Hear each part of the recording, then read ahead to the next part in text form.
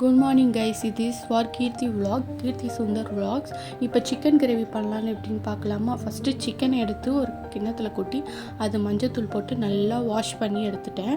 அதுக்கப்புறம் அதுக்கேற்ற 3 தக்காளி 3 வெங்காயம் எடுத்துக்கோங்க, நல்லா கட் பண்ணி வச்சுருங்க.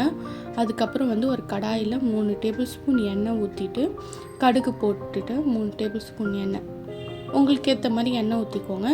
நீங்கள் கடுகு கொஞ்சம் போட்டுட்டு நல்லா கடுகு பொரிஞ்சதுக்கப்புறம் வெங்காயம் கருவேப்பிலை போட்டு ஓரளவுக்கு வதக்கிக்கோங்க. ரொம்ப வதக்கணும்னு இல்லை, மீடியம் வதக்கணும்னு, நல்லா ஓரளவுக்கு லைட்டாக ப்ரௌனிஷ் வர மாதிரி ஓரளவுக்கு வதக்கிக்கிட்டு தக்காளியும் போட்டுருங்க. ஒரு 3 தக்காளி கட் பண்ணி வச்சுருந்தோம்ல, அந்த 3 தக்காளியும் அதில் போட்டுட்டிங்கன்னா அந்த 3 தக்காளியும் நல்லா ஓரளவுக்கு வதங்கிடும்.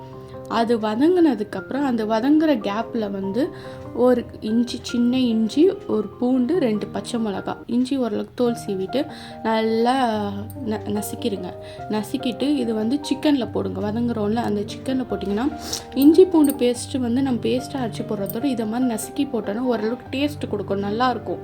நாங்கள் இந்த மாதிரி தான் ட்ரை பண்ணுவேன், நல்லாயிருக்கும் டேஸ்ட்டு. அதே போல் வதக்கிடுங்க. நல்லா ஓரளவுக்கு வதக்கிதுக்கப்புறம் வாஷ் பண்ணிடணும்ல, அந்த சிக்கனை அதில் போடுங்க. நல்லா தண்ணி ஓரளவுக்கு இது பண்ணிவிட்டு அந்த சிக்கன், எல்லா சிக்கனும் 1/2 kg சிக்கன் வாங்கிட்டு வந்திருக்காங்களே, அந்த சிக்கனை நம்ம அதுக்குள்ளே போட்டுருங்க.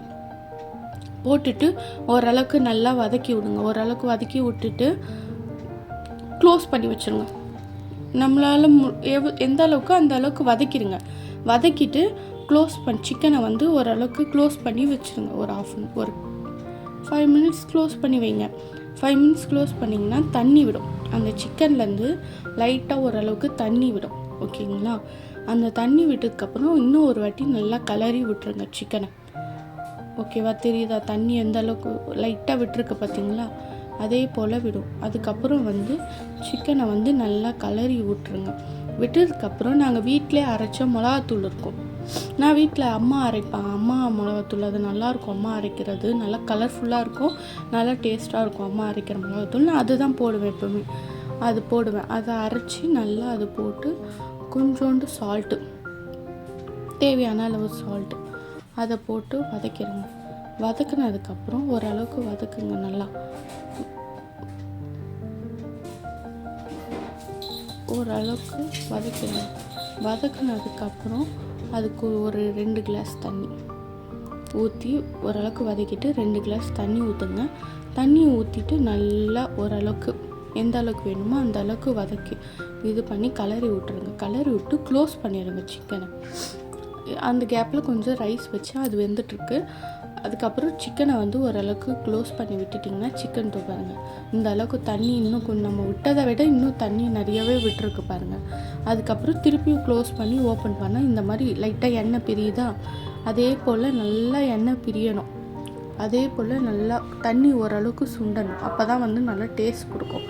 ஓரளவுக்கு சுண்டி நம்மளுக்கு ஏற்ற மாதிரி பண்ணிக்கலாம். நீங்கள் குறைச்சிங்கதோ பாருங்கள். இப்போ எவ்வளோ எண்ணெய் பிரிஞ்சு எந்த அளவுக்கு நம்ம ஊற்றின தண்ணியை விட குறைஞ்சிருக்கு பார்த்தீங்களா? இந்த கேப் இதில் நான் வீட்டிலே அரைச்சி வச்ச மிளகு சீரகம் 2மே சேர்த்து தான் அரைச்சி வச்சுருப்பேன். அது போடுங்க, அது நல்லா டேஸ்ட் கொடுக்கும். அது கொஞ்சம் கடைசியில் போட்டுட்டு நல்லா கலரி விட்டுட்டு இறக்கிட்டிங்கன்னா சூப்பரான சிக்கன் கிரேவி வந்துடும். இது ரொம்ப டேஸ்ட்டாக இருக்கும். நல்லா ரைஸில் போட்டு